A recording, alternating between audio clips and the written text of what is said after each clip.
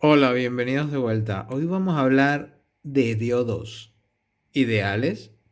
Como vieron en la segunda parte del TL494, en el que hicimos una fuente de CDC aislada, nos dimos cuenta que a la salida teníamos una pérdida debido a nuestros amigos diodos. Los diodos tienen una caída de tensión, entre otras cosas, que lo hacen componentes no ideales. Para analizar un poco más todo este tema de los diodos, he montado en mi protoboard tres diodos diferentes, todos conectados a una bombilla. Y con ello vamos a demostrar tres diferentes tipos de diodos y que todos tienen una pérdida importante. Empecemos con el 1N4007, que es un diodo que lo verán en la mayoría de los proyectos de electrónica.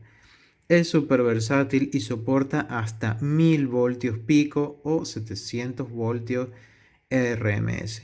Este diodo tiene una caída de hasta 1 voltio y eso lo hace tener unas pérdidas importantísimas.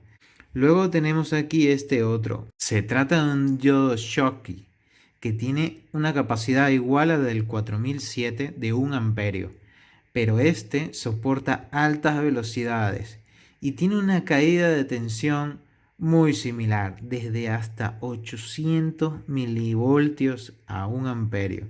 Y luego aquí tenemos de tercer lugar al diodo que usamos en el proyecto de la fuente de CDC. El diodo que utilizamos en aquella ocasión fue este, y como ven maneja una cantidad de corriente alta, pero también tenemos una pérdida elevada de hasta 2.1 voltios.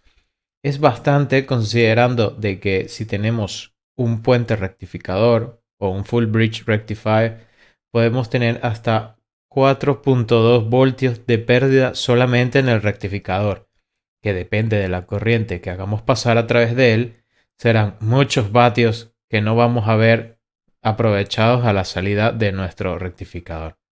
Ahora mismo he conectado el multímetro al 4007 y tenemos a 18 grados centígrados 601 milivoltios. Es decir, que estamos a un 400 milivoltios por debajo del voltio que nos dice el datasheet. ¿Por qué? Porque no tenemos ninguna carga conectada. Lo mismo que nos pasaba con nuestra fuente. Al conectarle la carga, el voltaje de pérdida se incrementaba. Ahora mismo están totalmente, digamos, en el mínimo, con la corriente que les hace pasar el multímetro. Si yo, por ejemplo, cambio al Shockley, los Shockley tienen una maravilla, que caen muy poco cuando no tienen carga. Eso los hace buenos y los hace malos. Depende de la aplicación que queramos hacer. Si es una aplicación de señal, igual tener una caída más pequeña de 0.2 voltios es una maravilla. El problema es cuando tenemos carga. Podemos tener una variación de tensión que va desde 0.2 hasta 1 voltio, lo cual nos hace muy inestables cuando queremos construir una fuente de tensión con carga variable. Y luego tenemos nuestro amigo el de 30 amperios, que fue el que teníamos en la fuente de CDC. Como ven, este está a un valor intermedio, no es 600 ni es 200, es 422. Pero todo esto es sin carga y a 18 grados centígrados. ¿Por qué hago énfasis con la temperatura? Porque los diodos tienen una característica, además de la carga, que altera esta tensión, que es la temperatura. A mayor temperatura, este voltaje se hace más pequeño. Y a menor temperatura, este voltaje se hace más grande. Vamos a hacer una prueba poniéndole la pistola de calor a este diodo. Bien, aquí he encendido ya la pistola de calor y la tengo a 100 grados centígrados. Vamos a acercarla al diodo y miremos el multímetro. Ahora tenemos los 422, que es a 18 grados, que es la temperatura de la habitación en este momento. Voy a acercar la pistola. Miren cómo empieza a decrecer la tensión. ¿Vale? Estoy calentando.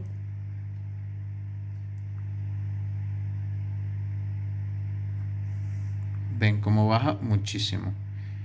Por supuesto, una vez alcance los 100 grados centígrados, dejará de bajar Aquí por lo menos se ve que ya más o menos ha estabilizado.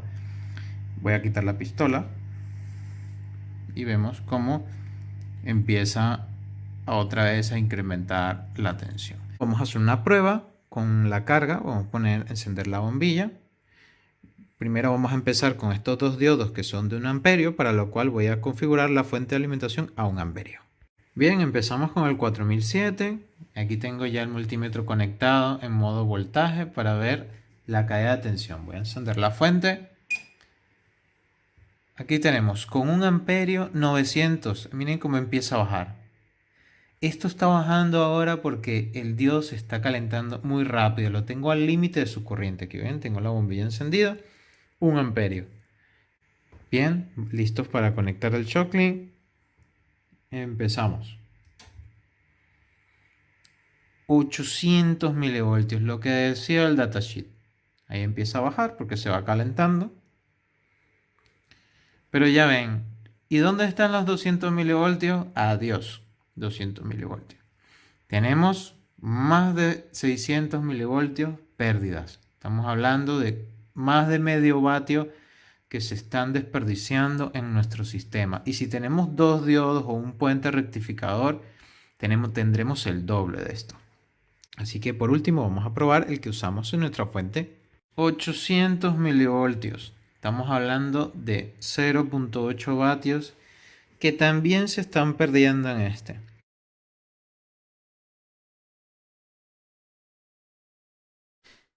Bien, y para solucionar los problemas con los diodos convencionales, tenemos una gama de rectificadores síncronos en el mercado, que son unos circuitos integrados que nos permitirán hacer un rectificador activo. También, si quisiéramos aventurarnos en este mundo, pudiéramos hacer un rectificador activo a mano, pero ya les digo, estos chips ya existen y nos pueden ahorrar mucho el trabajo. Yo les presento el TEA1791AT, que es un circuito integrado que descubrí en una fuente conmutada de Hewlett Packard, que la verdad las fuentes conmutadas de HP son de muy buena calidad y se nota en las componentísticas que utiliza. Entonces, bueno, descubrí este chip, me llamó mucho la atención y decidí explorar más sobre él. Bueno, ya ven, es un rectificador activo que tiene un amplio rango de voltaje. Tiene una necesidad de muy pocos componentes. O sea, básicamente una resistencia, un condensador y poco más. Y es compatible con la mayoría de los MOSFET del mercado. También tiene bajo consumo, una alta eficiencia desde baja carga hasta carga completa. Y pues protecciones como protección por bajo voltaje. Entonces, me preguntarán, ¿y cómo funciona un rectificador activo? Pues un rectificador activo es un interruptor que nos permitirá el paso de una corriente en un solo sentido cuando se cumplan ciertas condiciones. O sea, como si fuese un diodo, pero esto es un interruptor. El diodo tiene una caída de tensión que nos da una desventaja ante el interruptor.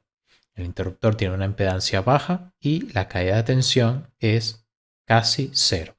Entonces, ¿cómo funciona este interruptor o qué condiciones tiene que tener este interruptor para funcionar? Pues se tiene que sincronizar, por eso se llama un rectificador síncrono. Tenemos aquí un pin de sensado, que es el pin SR Sense en este caso, y según las condiciones que se cumplan en este pin, que serían todas las que tienen este comparador aquí, que si menos 310, menos 12, menos 55, si se cumplen estas condiciones, la compuerta del driver se va a activar o no. Y por consecuencia se va a cerrar nuestro interruptor o se va a abrir, según sea el caso. Entonces, además de estos dos pines, tenemos el BCC, el GND, y con estos 4 pines ya tendríamos todo para hacer funcionar este chip. Como ya ven, entonces un rectificador activo es un interruptor que se va a abrir o cerrar según ciertas condiciones. Para conocer más las condiciones que maneja este chip en concreto, los invito a leerse la Functional Description de este chip en donde explican muy bien cómo hace el trabajo. Hay muchos chips como estos en el mercado, algunos mucho más complejos porque pueden editar todos estos valores que ven aquí en el diagrama. Por ejemplo, esto menos 310, menos 12 y tal. Pero este chip tiene todo lo necesario para la mayoría de los casos. La mayoría de los casos nos será muy, muy útil. Entonces, ¿cómo sería el montaje? Pues aquí si nos vamos al final, tenemos un montaje para el lado high, es decir, para rectificar por el lado positivo. Ya ven, nuestro interruptor en este caso es un MOSFET tipo N. Y para rectificar por el lado negativo tenemos nuestros MOSFET tipo N también, pero ubicado en el lado negativo. Aquí ven la resistencia de sensado. En este caso la tenemos aquí, si es el lado positivo. Y tenemos aquí una configuración, que es una configuración si tenemos un transformador con dos fases para rectificar ambas fases. Entonces yo ahora mismo voy a hacer el montaje de este que está aquí y veremos lo sencillo que es y cómo funciona. Vamos a ello.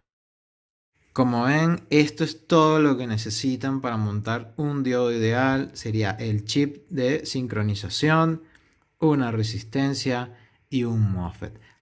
Y la selección del MOSFET es importante porque su resistencia interna nos definirá las pérdidas que tendremos solo en el MOSFET, que normalmente son muy pequeñitas. Por ejemplo, para esta ocasión he seleccionado el clásico IRF Z44N. Este es un MOSFET que es súper barato y ofrece una resistencia interna de solo 17 miliohmios. Vamos, que es un cable y soporta hasta 49 amperios, o sea, nada que ver con el diodo que teníamos antes de 30, 49 amperios, 17 miliohmios y hasta 55 voltios, o sea que barato, bonito y potente. Bien, ahora mismo nuestro multímetro nos muestra que tenemos una caída de 521. ¿Y qué pasó? Esto no era ideal. Que es broma. Claro que funciona. Lo que pasa es que ahora mismo está apagado. Lo que estamos midiendo aquí es el diodo interno que tienen todos los MOSFET, que es este diodo de aquí. Es un diodo que tienen todos los MOSFET y que tiene una caída de tensión como cualquier diodo. ¿Qué tenemos que hacer para que esto desaparezca y se haga cero? Pues encender nuestro circuito. Vamos a encenderlo. Aquí según el datasheet dice que a partir de 8 voltios y medio ya tenemos este circuito operativo. Eso también puede ser una limitante. Hay otras soluciones que trabajan a un voltaje inferior, pero estas soluciones son para normalmente fuentes de alta potencia que suelen estar por encima de los 8 voltios. Entonces, en este caso, este chip necesita al menos 8 voltios y medio para funcionar. No es necesario colocar cosas como resistencia hacia el MOSFET, aunque en algunos casos es recomendable debido a que si hay algún desperfecto con el MOSFET, la resistencia pudiera ayudar a proteger el chip. Por supuesto, si quieres hacer un rectificador con esto, tendrás que poner un condensador a la salida. Ahora mismo, como estamos trabajando en corriente continua, no nos hará falta el condensador. Así que vamos a encenderlo, le voy a dar aquí a la fuente y verán cómo la magia ocurre. Uno, dos y voilà. ¿Qué les parece? 0.077 voltios. Estamos hablando de solo 77 milivoltios de caída. Un diodo ideal. Casi. 0.77. ¿Y qué pasa si le conectamos la bombilla? ¿Dónde está la bombilla? Aquí está. La bombilla. Vamos a conectársela. Ahí, que se aguante. Bombilla conectada. Vamos a ver si capaz ha subido a un voltio. ¡Uh! Ha subido 1 milivoltio. De 0,77 hemos pasado a 0,78. Es una maravilla. Una maravilla. Mira, tenemos casi 2 amperios. Y me preguntarán si esto está caliente. Claro que no, si está más helado que la habitación. O sea, es un hielo. Bien, entonces en el datasheet te muestran básicamente dos formas para hacer la rectificación. Una, el high side, que viene siendo a través del lado positivo, y otra, el low side, que es a través del lado negativo. La desventaja que tiene la del lado positivo es que necesitaremos su propia fuente de alimentación. Esto debido a que si la caída de tensión que se genera en nuestro MOSFET a través del diodo nos hace que el negativo aquí sea más positivo que el positivo aquí. Entonces no pudiéramos hacer esta misma configuración como la del negativo, porque entonces estaríamos invirtiendo la polaridad del TEA1791. Entonces es por ello que podemos hacer una bobina adicional en nuestro transformador con un cable fino, no hace falta que sea muy grueso, ya que esto tiene un consumo muy bajo y no nos representará ningún problema poner un alambre un poco más fino. Y luego tenemos la solución negativa, que por supuesto carece de alimentación, ya que se puede alimentar directamente de la salida, debido a que este punto siempre será más positivo que este. Entonces no estaríamos invirtiendo la polaridad del integrado como aquí. Entonces ya saben, la diferencia es esa. Así que bueno, lo que haremos es duplicar este circuito, uno para cada fase, y duplicaremos este circuito, uno para cada fase, y así tendremos el Full Bridge Rectifier. Bien, y tenemos aquí el circuito completo, pues dibujado a mano. Disculpen un poco el desorden, pero fue la mejor forma que tuve de dibujar todo este circuito. Se ve más complicado de lo que parece o de lo que es. Pero bueno, básicamente aquí tenemos nuestro transformador original, el que teníamos en nuestra fuente de alimentación siempre. Tenemos estas dos nuevas fuentes que son simplemente 3 vueltas con un alambre fino. Le ponemos un diodo de alta velocidad, que puede ser este o cualquiera que tengan de alta velocidad. Un condensador de 10 micro, puede ser menor. Yo le pongo 10 micro porque es un valor común, no pasa nada ponerle 10 micro. Y pues aquí hemos puesto los dos positivos, uno para cada fase, cada uno con su fuente de alimentación independiente. Y aquí hemos puesto los dos negativos, uno para cada fase sin su fuente de alimentación independiente, porque no lo necesita, ya se puede alimentar directamente del condensador, pues en este caso sería este de aquí. Entonces, bien, me puse en contacto con la gente de Nexperia Semiconductor, y ellos me dijeron que este circuito me pudiera funcionar, pero que ellos ya habían pensado en esto y tenían este otro, el TEA2208T, que es un circuito, es un solo chip que ya viene con estos 4 chips dentro, por decirlo de alguna manera. El problema es que en AliExpress no lo hay. Así que a mí me tocó hacerlo los 4 chips por separado. Y el MOSFET que estoy utilizando es este, el IRF B4227.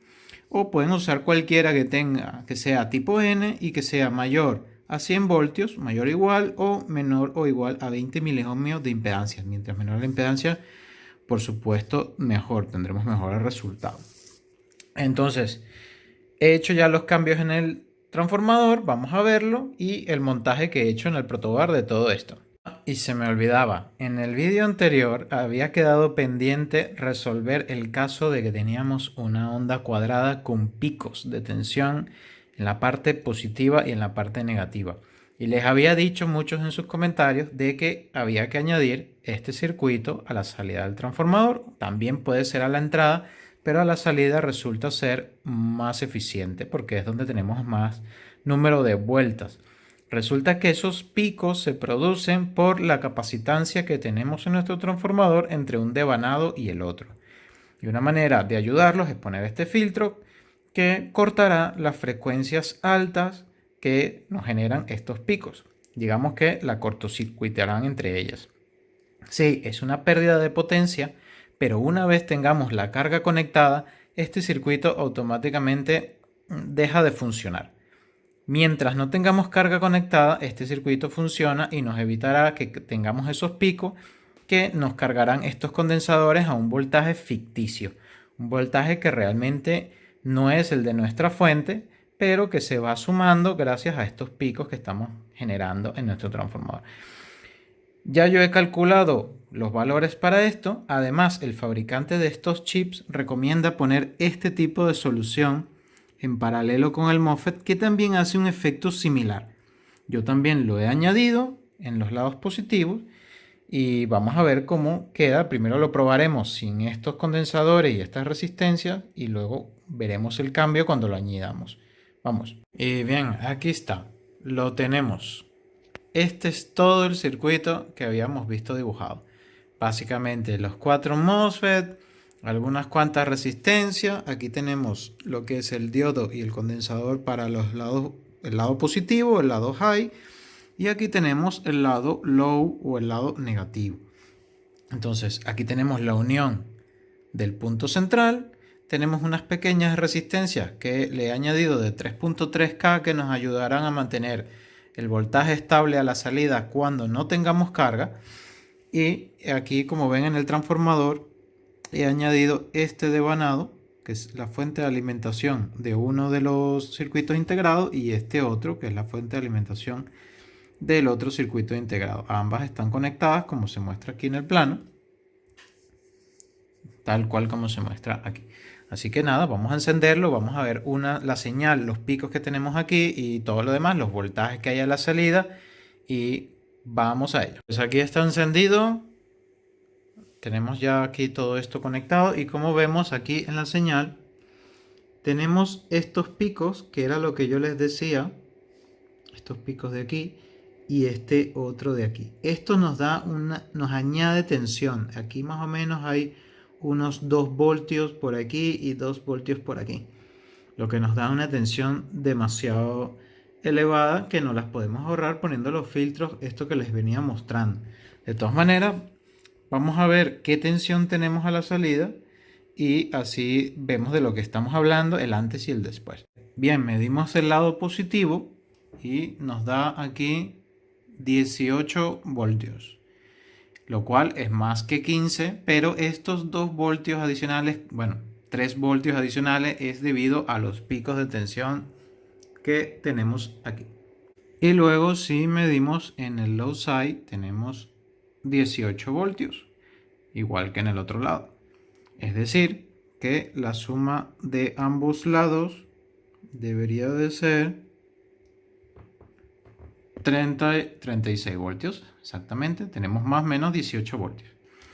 Sin embargo, de estos 18 voltios, tenemos un voltaje, más o menos unos 6 voltios, que no pertenecen a el voltaje real de la salida de nuestro transformador, que es un voltaje que lo generan los picos. Entonces, vamos a añadir el filtro que les había mencionado antes y vamos a ver la diferencia. Bien, aquí he montado el filtro que va en paralelo con el transformador y aquí los otros 2 filtros que van en paralelo con los MOSFET. Al final los valores son 200 ohmios, 1 nano, los que van en los MOSFET, y el que va en paralelo con el transformador es de 160 ohmios, 2 vatios, tiene que ser una resistencia grande, y 10 nanofaradios. Y el resultado es este. Hemos reducido el pico de 3 voltios a solo 1 voltio. ¿Por qué no lo reducimos más? Porque ya sería demasiado la cantidad de energía que necesitaríamos para reducirlo. Pero es mejor 2 voltios que 6, sin duda. Bien, el lado positivo tenemos 16 voltios, lo que les decía, 1 voltio y medio aproximadamente más, pero es mejor que 18, mucho, mucho, mucho mejor. Y luego aquí en el lado negativo, tenemos 16.5. Como ven, ambos lados de la fuente se le ha reducido la tensión muchísimo. Mucho más cerca, 1.5 voltios por encima del nominal de nuestra fuente, pero mucho mejor, mucho más. Hombre, 18 voltios es mucho. Así que esto está mucho mejor. Vamos a ponerle carga y veremos el voltaje final. Bien, aquí tenemos la carga conectada, tenemos aproximadamente unos 60 vatios aproximadamente, 60-80 vatios. Y aquí tenemos el voltaje, que son los 15 voltios que nosotros esperamos tener a nuestra salida, con esto con unos 80 vatios que tenemos. Y vamos a ver el lado negativo. Y en el lado negativo también, aproximadamente 15 voltios. Es decir, nuestra fuente funciona fenomenal. Ya con esta carga, con unos 80 vatios de carga, aquí los diodos se ponían hirviendo, o sea, vamos, se ponían a 80 grados aproximadamente al hacerle pasar esta potencia. Ahora me preguntarán, ¿y cómo está esto? Frío. Pero es que está frío, frío, frío. El lado positivo es que es como que si no estuvieran encendidos. Es decir, toda la potencia que entra desde nuestro transformador hasta nuestra carga se está transfiriendo, no se está quedando en los diodos, y eso nos da una ventaja y una eficiencia superior.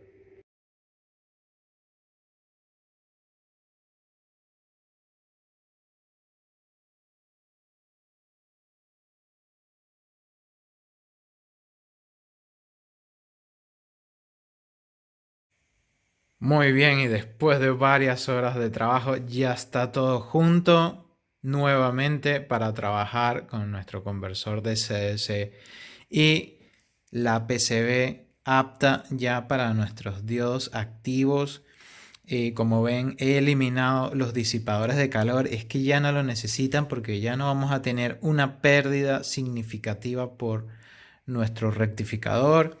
Como ven, los drivers los he puesto aquí abajo, los drivers para los MOSFET. He creado una plaquita un poquito más corta y todos ellos están abajo, están todos allí, los cuatro. Y aquí, pues como ven, ya está todo conectado. Tengo aquí mi carga electrónica, que ya la conocen por el vídeo anterior. Vamos a hacer la comparativa porque antes este voltaje nos caía hasta 26 voltios con 150 vatios. Vamos a ver cuánto nos cae ahora. Y a 1 amperio, que son más o menos 30 vatios, nos caía hasta 29 voltios. Vamos a ver cuánto nos cae ahora con 1 amperio.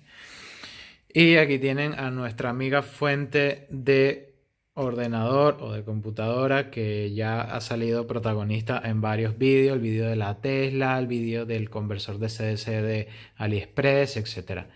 Esta nos va a servir hoy para darnos la potencia necesaria para hacer nuestra prueba. Vamos a ello. Bien, empecemos la prueba con la prueba que habíamos hecho de 1 amperio, a ver con cuánto nos queda nuestro voltaje con 1 amperio. Anteriormente, si se acuerdan y si no, vuelvan a ver el vídeo que está muy interesante, con 1 amperio nos bajaba a 29.6.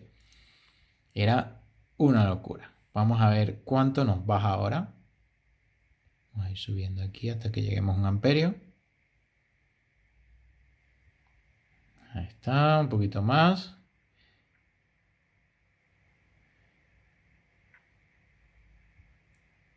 Un amperio. 31.5. De hecho, tenemos un poquito más de potencia, 32 vatios. Porque claro, tenemos más tensión ahora. Pero con todo y que tenemos más potencia, 2 vatios más, miren, 31.5. Hemos ganado casi 2 voltios más con nuestro rectificador activo. Ahora hagamos la prueba con 150 vatios, que nos daba 26 voltios, 25.9 aproximadamente.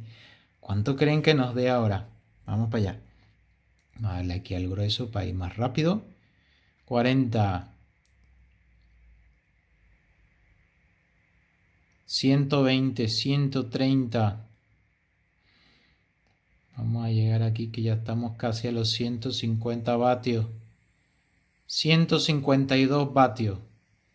28 voltios. Hemos ganado 2 voltios más en general. Da igual el voltaje que pongamos o la corriente que pongamos.